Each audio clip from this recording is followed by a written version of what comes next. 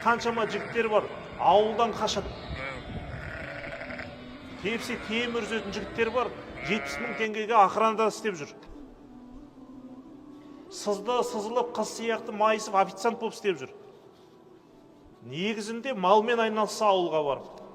Қаншама жер бос жатыр. Қаншама жер игерілмей жатыр. Өз қанымызға берілген кәсіп қой. Мал бағу, егін егу біздің ата-бабамызға берілген. Кез келген қазақ айналса береке табады одан. Өйткені пайғамбарымыз не дейді? Алла тағала әркімге кәсіп береді дейді. Ол кәсіпті тастамаңдар дейді. Қазаққа не берді Алла тағала? Қазаққа Алла тағала 4 түлікті берді, кең байтақ жерді егін ексін деп берді. Кез келгеніміз айналыссақ, шыдасақ, соның тауқыметіне береке болады. Біз анау шай егіп, кофе егіп қатырмаймыз біз. Алла тағала ол кәсіпті бізге бермеген. Онан индиялықтарға, колумбиялықтарға беріп қойған Алла тағала. Сол үшін қаншама жеріміз бар, бос жатыр.